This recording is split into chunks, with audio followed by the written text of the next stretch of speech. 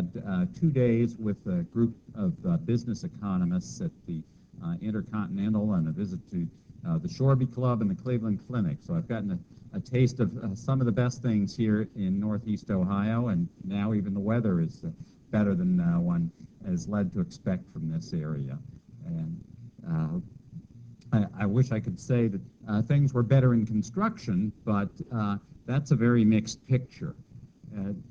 There are some good things going on. I saw in our news clips today that the Port of Cleveland says that it's had a 77% increase in traffic this year. So that's certainly a sign of the manufacturing recovery that's been going on in this country. In fact, I was out here in May of last year for a conference that the first ever industry conference that the National Association for Business Economics had. It was hosted at Cleveland Fed, and we visited Lincoln Electric and an ArcelorMittal facility before that conference, and then had a whole day of speakers about the comeback in manufacturing. And it's real, it's persistent, but it's not going to be the salvation of any area, including Northeast Ohio. It's certainly better than what you were experiencing for 20 or 30 years before that, but it does have its limits. Instead, what I see helping the construction industry the most are these three factors, and you're just at the edge or outside the edge of what's going on with that shale gale. And you're perhaps going to be affected, as the port figures showed, by shift in freight movement, and very selectively by this residential revival. My host at the Cleveland Association for Business Economists luncheon was telling me how the downtown area and the immediately surrounding neighborhoods suddenly have almost zero vacancy rate in apartments. And certainly I'm seeing that in D.C. and in other cities that I've visited. But then you also get large outer suburbs, outer areas of cities or suburbs that are far from having recovery. You also have much less government spending at every level of government, whether it's schools or parks or infrastructure. And you have a lot less retail activity going on. And even where you do have a pickup in office employment, not necessarily taking more office space. So really a very uneven picture. In terms of that so-called shale gale, well, as I said, you're right at the edge of the biggest bubble, a triple layer of formations that started, of course, with the Marcellus shale, and they found so much gas that prices dropped to the point that it was uneconomic. And then they found that the Utica shale underneath, and that stretches over a little more into Ohio than this simplified bubble shows, that had more valuable natural gas liquids. So I think the Youngstown area and down through the southeasternmost part of Ohio, while it hasn't taken off to the degree that the Bakken Formation in North Dakota with its crude oil, or some areas of Pennsylvania, or the Eagle Ford in South Texas have benefited, there's still a lot of promise there. And meanwhile, in your steel belt, you are seeing more orders for pipe, and your heavy equipment that is used for drilling or pumping or processing or metering equipment and machinery, those orders have picked up. And so there should be some benefit for construction from that. And then more broadly, the growth in hiring of construction workers, whether it's for single-family homes or for oil field work, has definitely led to a big pickup in pickups. More orders for pickup trucks, which has helped some of the manufacturing plants, both here and in the southeast. The ways in which the oil and gas boom is helping construction are multifold.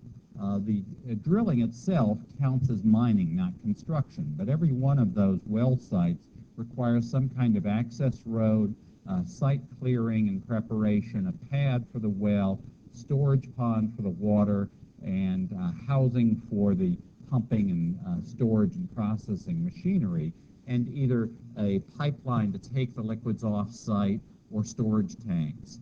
And then the local community is seeing demand from the drilling companies for diesel fuel and supplies for the workers, for either short-term or longer-term housing and meals and other kinds of services. And the local landowners have become royalty holders, and typically they're spending more in the local community. And the local government's getting more tax revenues. So all of these things indirectly help out construction, certainly help the local economy. The biggest impacts, though, are the upstream ones that I just mentioned for equipment, pipe, machinery, and downstream. As you know, Shell has been playing footsie with different communities around Pittsburgh, and also dropping hints that they may go more broadly in building a multi-billion-dollar ethane cracker and other kinds of processing plants, whether it's for ag chemicals or petrochemicals, may be built in this region. Certainly major plans have been announced for the Gulf Coast area for petrochemicals, for export terminals for liquefied natural gas, and throughout the country for LNG fueling for long-haul trucks at truck stops out here along the interstates, and for compressed natural gas for RTA buses or for local pickup and delivery trucks. So many ways in which this shale gale can provide a benefit. But there's hardly anything in economics that's all positive or all negative. And in the case of Ohio, particularly down along the Ohio River, you felt the negative impact on your coal-fired power plants, on other businesses related to mining or transportation of coal and machinery for the coal industry. Those orders are way down. And then other kinds of alternative power suddenly look a lot less attractive, with natural gas at $3 per million BTU than when it was up at double, triple, even quadruple that rate. Well, the second phenomenon that I mentioned was the Panama Canal expansion. One of the pleasures of being president, or privileges and pleasures of being president of the National Association for Business Economics for a year, is that I get to take our board into the magnificent boardroom of the Federal Reserve and spend an hour alone with Chairman Bernanke. And when I did it last November, 4 of the 6 governors sat in. And I asked several of the board members to give short presentations. And I gave a 3-minute version of this talk and handed him a few slides, including that one that mentioned the Panama Canal. And that was the one thing he asked me about. And it's a reasonable question, since the canal is down around here, nowhere in the U.S., and no U.S. construction companies that I've heard of working on that $5 billion project. But the impact will be on all 3 of these coasts, and maybe even on the 4th coast where you are. That giant so-called post-Panamax container ships holding up to 15,000 containers, 2 to 4 times as many as now get through the canal, will be able to sail through to the East Coast and Gulf Coast ports.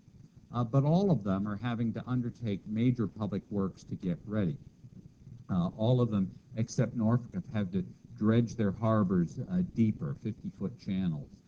They're all having to lengthen their piers and wharves. And then we're getting gigantic overhead or underground projects. Tunnel in Miami, modernizing the rail tunnels in Baltimore, and replacing the Bayonne Bridge with one with much higher clearance at a cost of $1 billion in New Jersey. The rail lines are making major investments as far inland as Ohio and Illinois in order to speed the travel of those containers inland. And we're getting investment in distribution facilities in places where you have either dense population or a network of interstates, as you do here in Ohio. So I think you may see some benefit, too, from that Panama Canal expansion. And the West Coast ports are also reacting with investment on port and along the rail lines. The third positive has been residential construction. And this is the first of several slides I'll show that uses a Census Bureau series called Value of Construction Put in Place. That measures how much was spent on projects underway in the previous month. And they update that on the first of each month. It's actually 2 months back. So the latest figures we have are for June. And it's what we call a seasonally adjusted annual rate, where seasonal adjustment takes into account the fact that you don't do as much work in snowy regions like east of Cleveland in the winter as you do in the summer. So it adjusts for the normal weather and holiday patterns, and then multiplies by 12 so you can readily compare a month to a full year. And what this shows is that the multifamily construction in blue turned positive compared to the same month the year before in the middle of 2011, and just kept accelerating ever since up into early this year. Single-family construction wasn't far behind in turning positive. It's been a more gradual upward slope, but also very strong positive, over 30% until just recently. Now, the year-over-year growth rate has dropped off on both of them, but note that multifamily has stayed higher than single-family ever since it turned positive. And what I'm expecting over the next year or so is that that growth rate will taper off, that you can't have continuous 20 and 30 and 50% growth rates. But I think that the multifamily really has legs. Single family, I'm more dubious, and certainly more so than most economists who follow that sector. And the reasons that I think that it may flatten out pretty soon are several. First, banks have properly become much more leery of lending to prospective home buyers. They now actually ask you to put some money in and prove that you do have a job that produces the income that you say. And then many of those would-be buyers, or they would have been a decade ago, they have impaired credit, either from previous bankruptcies or delinquencies, or they have massive student debt, and it'll be years before they'll be eligible for a mortgage. But even people who are eligible, they've seen what happened to people who bought a home a decade ago, thinking that they could sell it whenever they wanted to. Either they couldn't sell it at all, or they lost perhaps all of their equity or a substantial amount of it. So people are rightly more cautious about rushing into buying a home, particularly since the things that previously triggered home buying are taking longer. There are fewer people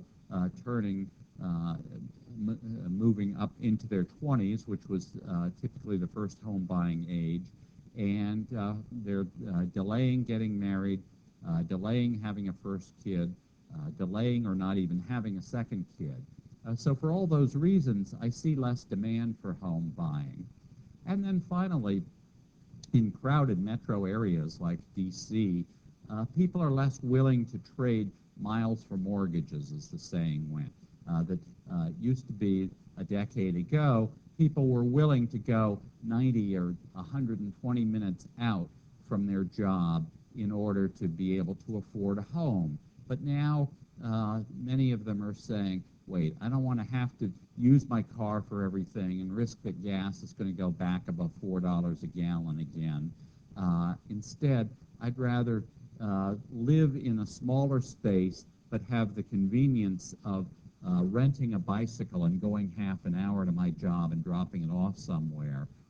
And I can make do without my own car. There's a zip car parked around the corner from me, and there's rapid transit that I can use, and I can just go out of my building to a choice of restaurants and to shopping. All of that's true where I work, for instance, in Arlington, Virginia. Zip cars and bike share and metro stop all within a block of me, and more restaurants than I've ever had a choice of eating at. And while that's not going to make a difference for everybody, it's certainly taking the edge off some of that potential home buying for a while, and it's supporting more demand for multifamily. So we're seeing huge growth in rents in many metro markets and very tight occupancy rates. And I think multifamily will keep growing after single family flattens out. Well, here's what's happened to total construction spending in the last 5 years using that seasonally adjusted annual rate. And I should mention that there are a couple of other sources that you may be following for construction spending. Reed Construction Data and McGraw-Hill Construction privately collect information on project starts. And they put out a press release each month, each of them, estimating how much that has grown. They count the entire value of a project the month that it starts. So an inner belt bridge replacement or a giant arena, they'd count several million dollars at one time, whereas the Census Bureau would spread that out according to how much was actually spent in each of the months the project takes. Ultimately, presumably, you get to the same number, but the pattern is different. It's smoother with Census, more up and down with McGraw-Hill and Reed.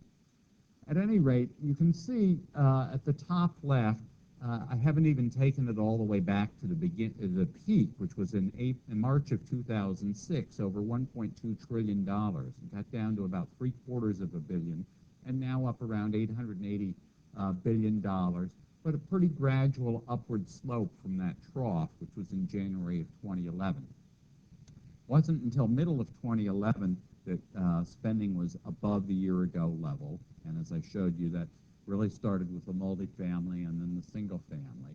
And through last year, it was growing at high single-digit rates, not quite getting up to 10% growth. But this year, instead of staying there, it has really lowered. It's still positive, but only most recently 3% year-over-year growth. When you break it into three components, as I've done on the right side, you get three different stories. The green line is private non-residential construction. And again, the story really goes back to 2006. That's when residential was more than half the market, but started that steep downward slide. Well, private non-residential stayed pretty level until the recession hit in late 2008, and then all kinds of projects were put back on the shelf or canceled outright.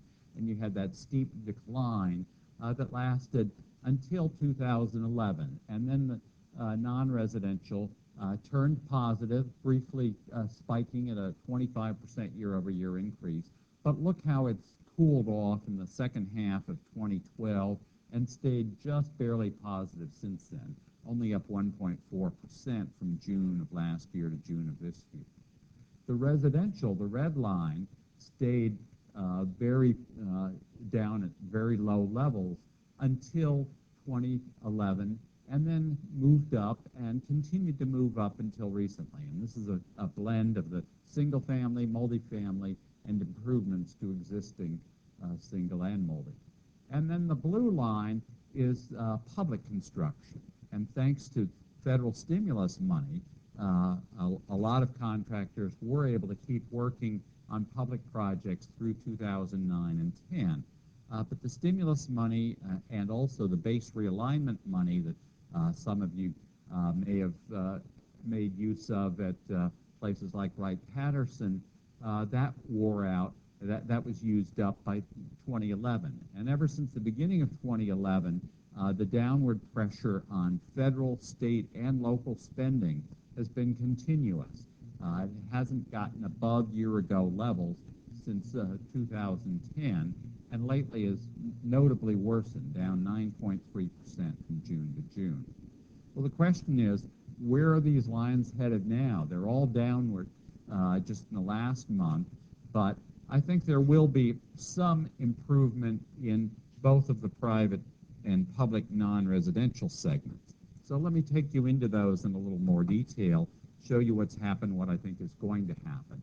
This combines private and public, and at the top right, you can see that they're down 3%. They're ranked, they're classified the way the Census Bureau does, which has some peculiarities to it. They're ranked according to current size, and the ones in bold have been positive in that latest 12-month period. Biggest segment is what the census calls power. I think it's really power and energy because it includes all of that oil and gas field work that I mentioned and the pipeline work, which in some parts of the country, not just along that Mississippi or Midwest stretch, but in many places we're getting local pipelines carrying newfound natural gas to customers, or short pipelines to connect terminals and barges or refineries. And so that segment is now the largest, and it's also growing. And I think for the rest of the year, it will do somewhat better. Second, educational, mostly public, some different stories between the public and private, and I'll show you that in a minute.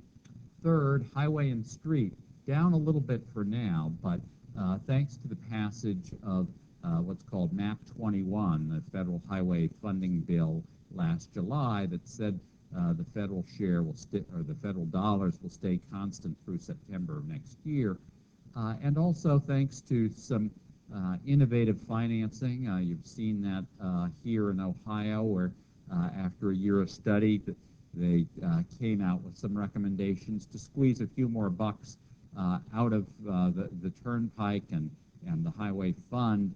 A number of states have started to raise taxes or find ways to spend a little more, and also more public-private partnerships in some states. I think we'll see level highway funding for the year as a whole, but I still don't see any growth of that happening by 2014. Manufacturing construction really was a comeback story in 2012. A lot of the auto plants were retooling, as you saw in Lordstown and some other areas here in Ohio.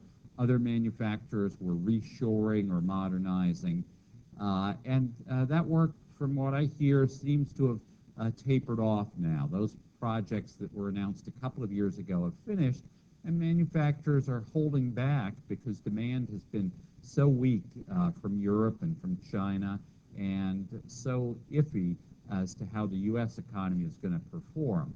But I think in the second half of the year, we're going to start to see some of the massive petrochemical projects that were announced over the last couple of years. As a result, manufacturing total will be up, but you won't see as much of it here in the Northeast Midwest as we had over the last few years. Commercial is a term everybody uses differently. Census limits it to retail, warehouse, and farm construction. And the retail piece is the biggest, but also the weakest, that as consumers have shifted to the internet for their purchases, shopping centers have been closing, and there has been very little new retail. There has been some remodeling as some of those shopping centers have tried to retool, and also as you get some multifamily buildings that have retail on the first floor in downtown or close in suburban areas. But I don't see retail coming back the way it was a few years ago. Instead, I see continued growth of warehouse construction as the internet retailers put up facilities to serve customers close by or along the interstates, and also as they adapt to that Panama Canal expansion. Healthcare construction has been just about flat. You can see it's up 1%. I was quite disappointed, surprised by this. I thought that once the Affordable Care Act was deemed constitutional and the recovery in the stock market had gone on long enough that you could find rich donors who would write an 8-digit check to get their name on a new facility, a hospital wing, that you'd see a growth in that kind of construction. But It hasn't happened for hospitals. Instead, what has happened is some standalone emergency clinics and other specialized facilities, even the so-called minute clinics inside CVS or Walmart stores. And meanwhile, healthcare spending has really slowed down, not just the construction, but the amount that consumers are spending on healthcare is rising much more slowly than it had been for the previous couple of decades. Nobody knows if that is going to stay that way, but I think the uncertainty over how the Affordable Care Act will play out, as well as this disinflation, are keeping hospitals on the sidelines for a while. Transportation refers to every mode except actual highway construction.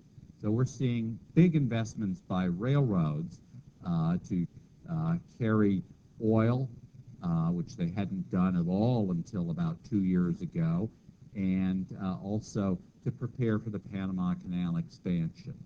And then still a little stimulus money coming through, for instance, in Chicago, a project with the acronym CREATE to untangle those rail crossings and rail street crossings. And while Governor Kasich, in my mind, wisely said no thanks to high-speed rail, as did several other governors, there is a project going on in Illinois to speed up passenger rail between Chicago and St. Louis, and California keeps threatening to go ahead with a high-speed rail, although the economics don't make any sense to me. A little investment by trucks in terminals, not much going on in public transit, passenger rail, or airport construction. And then there is some port construction, but overall, transportation staying pretty level. Office construction, you have a few cities that are getting a lot of projects. Houston, Silicon Valley, San Francisco, Seattle. But in most places, it's like what you had in Cleveland. One project finished a few weeks ago, not many other things going on. Yes, there's renovation. AGC of America, for instance, we have 60 employees. We've been in a building that was new 7 years ago, and our landlord said, we want to refinance. We want you to sign up to renew your lease now, even though it doesn't run out for a couple of years. We'll give you space on another floor. And so we've said, okay, but when we moved in, we thought we would need more space. We would be adding people because the economy and the industry were doing so well. Now we find we have fewer than when we moved in. And the ones we have, we don't need all these file cabinets that we have, and may not even need space for computer and telephone switching equipment. And the people, we're going to put new people in shared space. And other companies are saying, we're using telecommuters and part-timers. We're giving them a name on a door only when they come in. They're sharing an office. And so the amount of space per employee is dropping rather dramatically, and that means much less demand for new office space. Instead, remodeling in existing buildings or moving across town to another building that's vacant, not new office space. And then these categories, lodging is actually doing much better than is shown here. For several years now, the hotel chains have been reporting improvements in revenue per available room, which is their key metric. They're known by the acronym RevPAR.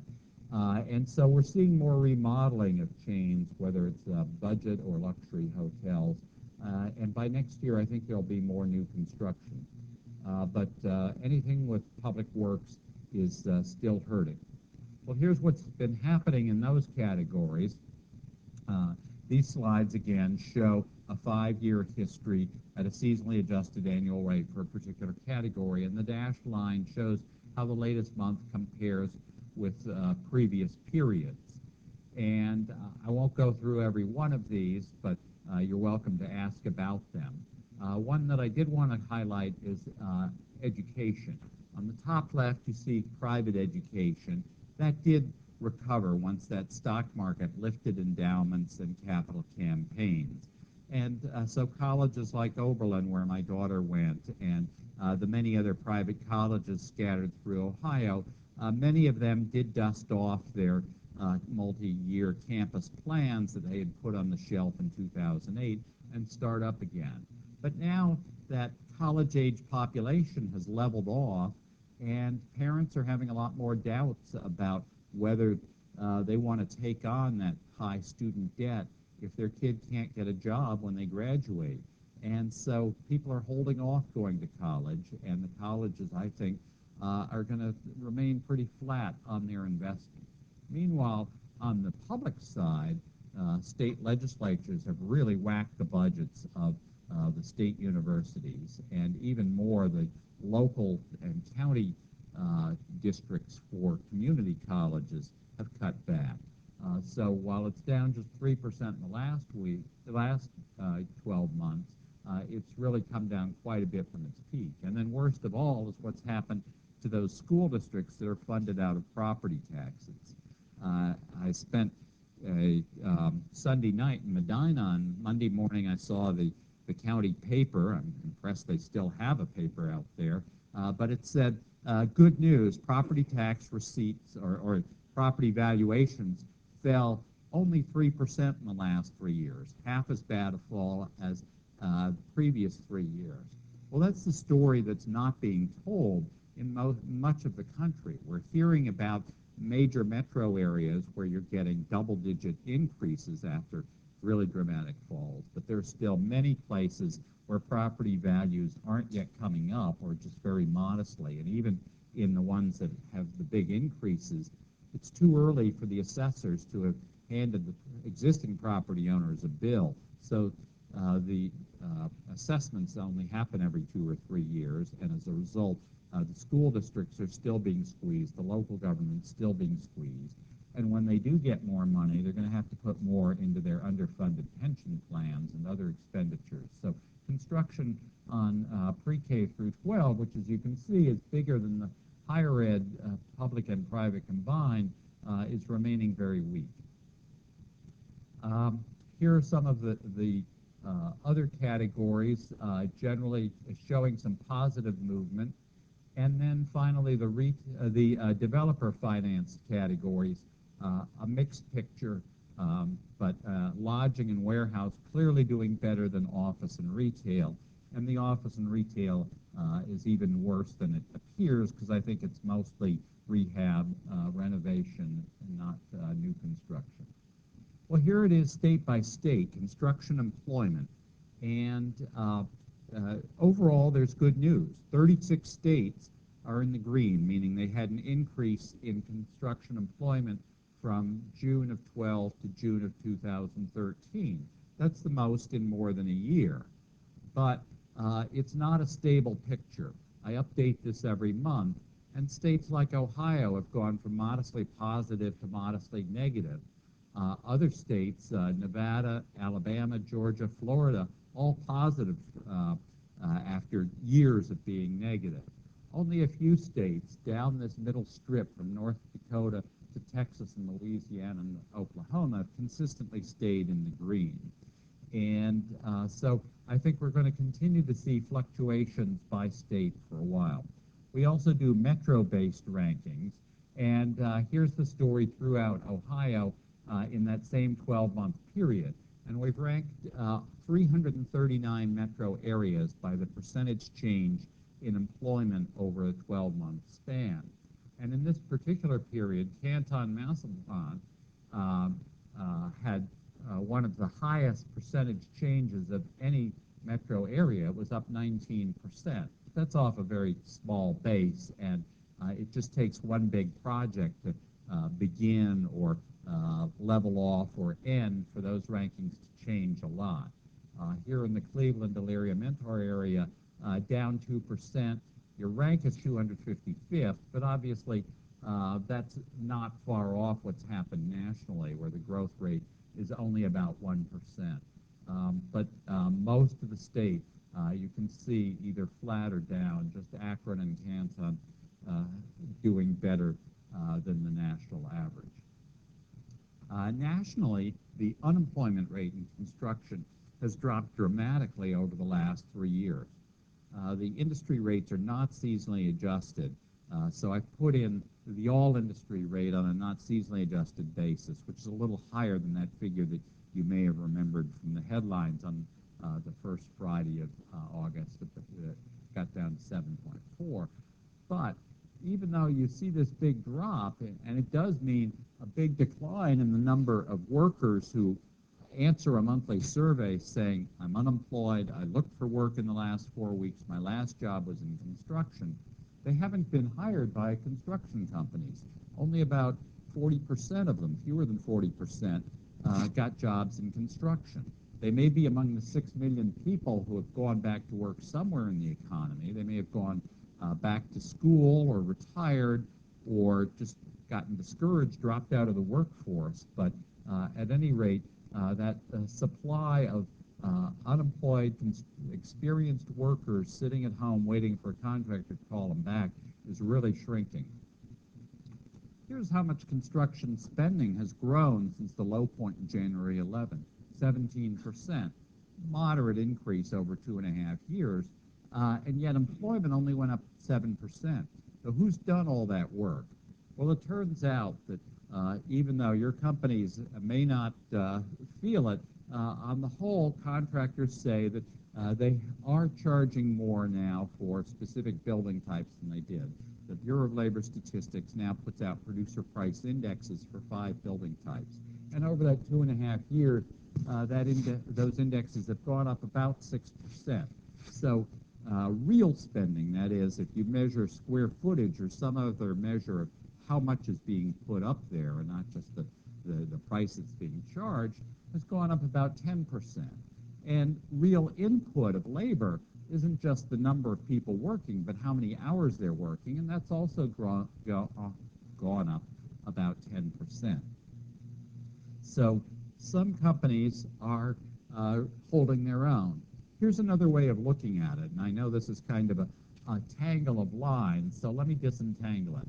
The green line is the cost of materials, including items consumed by contractors like diesel fuel. And you can see that had a big run-up in the first half of 2011, and then it's been bobbing up and down, but it has gone up more than anything else here. In particular, it's gone up more than that producer price index that contractors are charging. This one shows offices. The previous page I used industrial buildings, but the story is similar. Over 2.5 years, 6% increase. But the other component of cost is employment cost, and we have an employment cost index that is a weighted average of wages, benefits, and required payments like unemployment and workers' comp, and that's been very moderate. So contractors may be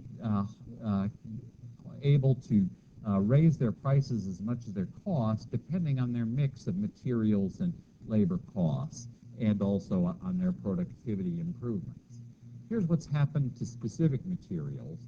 This is through June. Just this morning we got July figures, and it's really more of the same.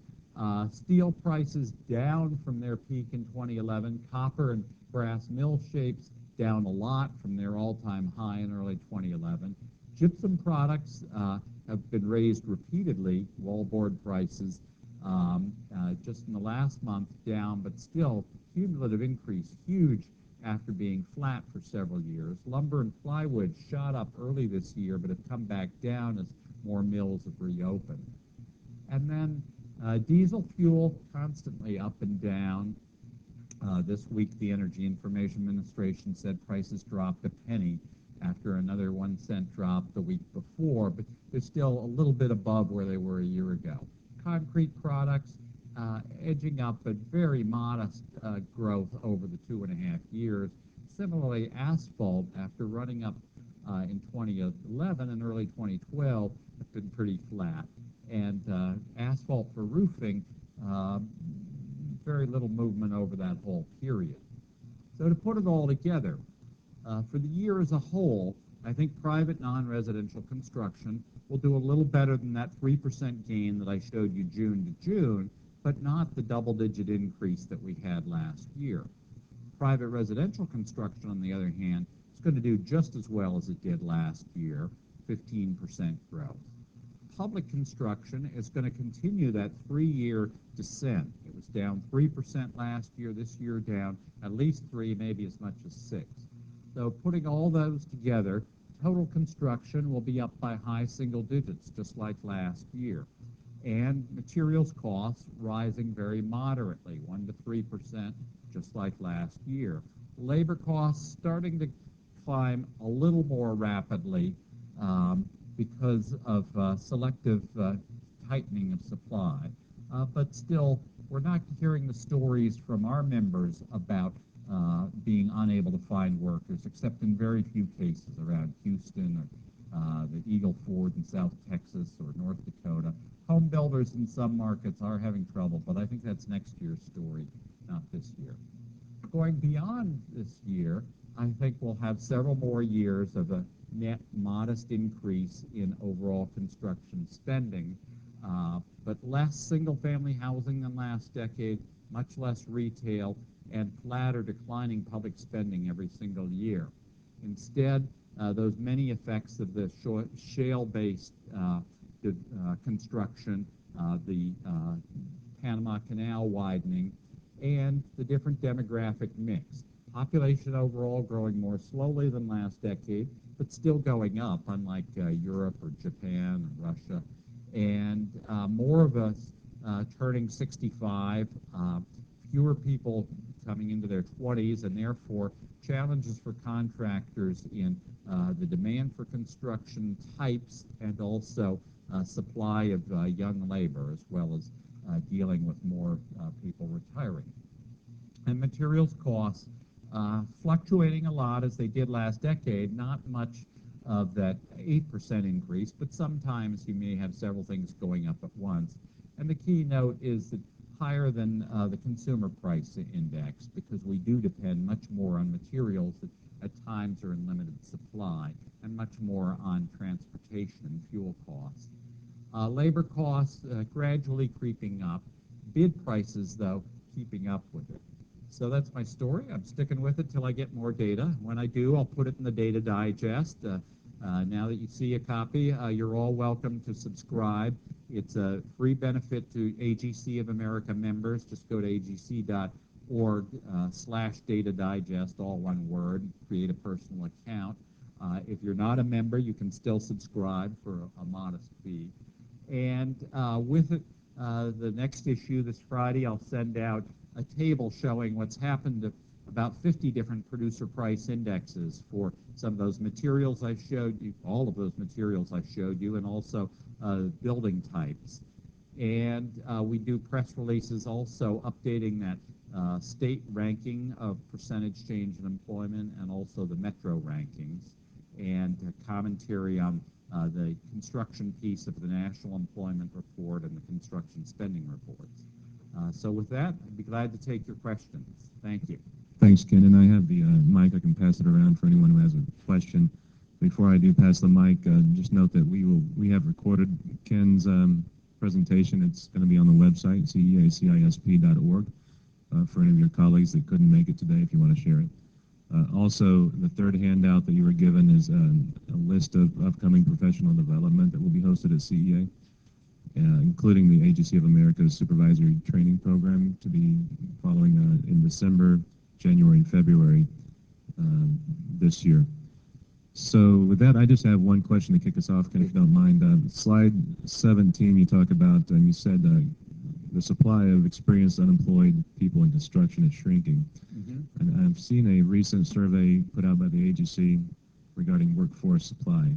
Is there a follow-up effort that will follow that survey and the results?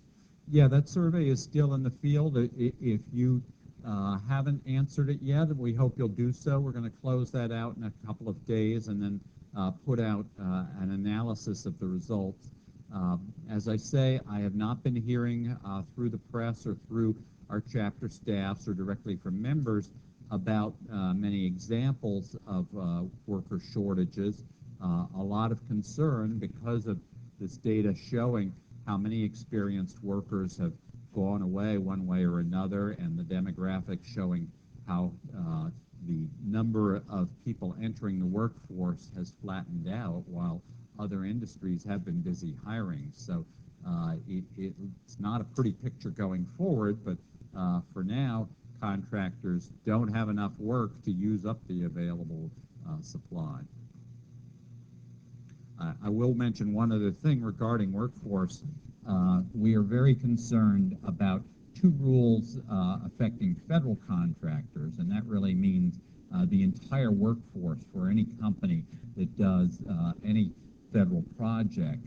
The Office of Federal Contract Compliance has sent two rules to the Office of Management and Budget for final approval.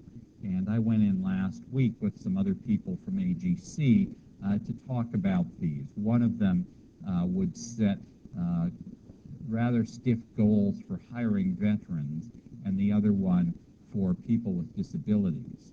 And the data from not just OFCCP, which looked at discrimination complaints, showed a vanishingly small number of such complaints have been filed involving veterans or persons with disabilities.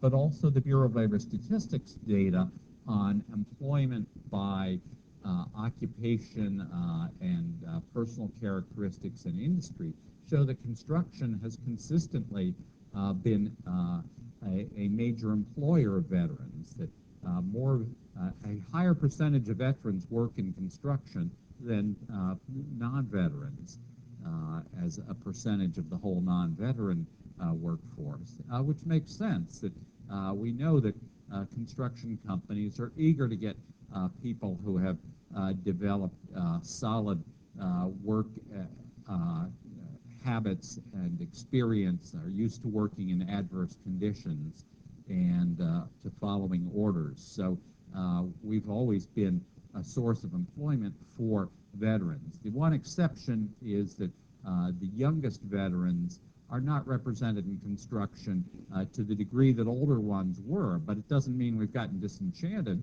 We just haven't been hiring lately. So young non-veterans also aren't represented to the extent that older non-veterans were. And so we're hoping that these rules will be reworked before they become final, but they are a threat to any employer who works for the federal government. Much more elaborate paperwork requirements and the possibility of having OFCCP come down on you if you can't document what you've done in terms of interviewing, hiring, and promoting separately veterans and persons with disabilities. Any other questions? One back here, and I'll note that the third handout has a survey for those of you in construction that have an interest in professional development. If you could tear that off and leave us your results, that'd be very helpful. Yes, Ken, my name is Grant Raymond. Actually, I am a veteran, so it could be good for me. Two questions. The rules you're just referring to that may come down, are those for veteran-owned companies or number of veterans in your workforce? They are for any company that has a contract with the federal government, not just construction, but in the case of construction companies, if you do work for any federal agency, then you're going to have to keep a very long paper trail of whether the people that you interviewed, people who applied to you in person or online, were they veterans? Did they have some kind of disability? And it's voluntary on their part as to whether they provide that information. So to the extent the information's incomplete, a company can't document it. They can't force an applicant, let alone someone that they wind up hiring. So that's one of the problems with the rules. But anyway, it's any company that has a contract with the federal government, they're going to have to show that they had an affirmative action plan in place for veterans and also one for persons with disabilities, and that they did not discriminate as shown by statistical tests of what percentage of their applicants who were hired were veterans, what percentage of their total workforce or of their promotions. So it's going to be really very difficult. Oh, and you're also going to have annual meetings of your staff, even if they're spread over many sites, in order to educate them about these documentation requirements and affirmative action requirements. And it goes on well beyond there. I'm only familiar with the statistical side of it, but I know we put in very detailed comments. We're working with a multi-industry group to try to dissuade OMB from allowing these rules to be issued as is before they're rewritten. One last question. Nicaragua. How do you say it? Nicaragua. Excellent. Panama Canal. I heard that Nicaragua. is also going to create a canal of their own. If that happens, do you think that's a benefit to all the ports that will be widening? I would think it would be, but do you think that will encourage trade? Yeah, I think to the extent that you have more trade routes, then the shipping rates are going to be lower. But at this point, it's very speculative as to whether Nicaragua would go through with another canal. As you know, global trade has actually slowed down quite a bit since Panama started this, and there are a lot of doubters as to whether a lot of that freight is going to move through the canal. The ports of Long Beach and Los Angeles are both doing major investments to speed their unloading and delivery to the hinterland of cargo on that side. So it's going to be a trade-off for shippers and their customers as to how quickly they want goods. Unquestionably, it's cheaper to move things by ship, but even with the wider and deeper and longer locks, it's still going to take longer to deliver to the East Coast or to, I think, to a state like Ohio. We'll see what those transit times are here to the Midwest, but I think that opening a new canal in Nicaragua, while it's something that's been discussed for 150 years, from well before this Panama Canal was completed 100 years ago, or 99 years ago, it's far from a sure thing. Well, I'll be around for a little while if you want to talk to me individually, but I see there is one more question here. With regard to the canal, and you indicated that they were increasing train the ability of logistics for train and trucks to distribute that from the ports.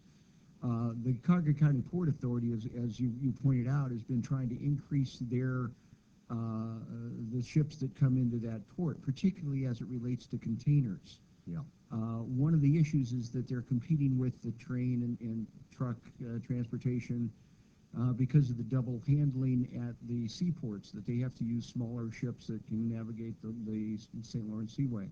Do you see the larger ships coming through the Panama Canal as helping or hindering the Cuyahoga County Port Authorities trying to increase that shipping?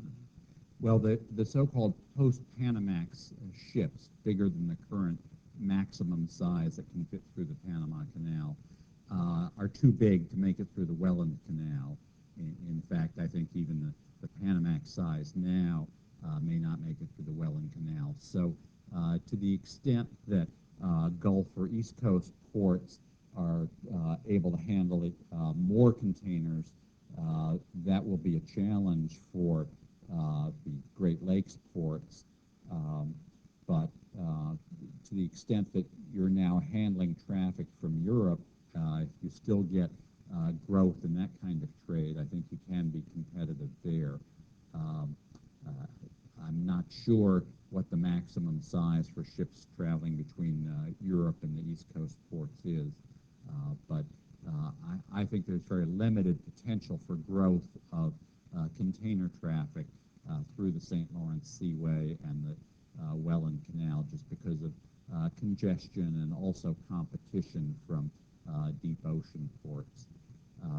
Now, this article did mention that a rail loop has been completed that brings the trains right down to the port. That's very helpful. That reduces that double hauling that you mentioned, the first loading onto truck chassis and then onto a train. But there's still logistical challenges through the whole network. Okay, well, thank you for coming, Ken. We appreciate you coming.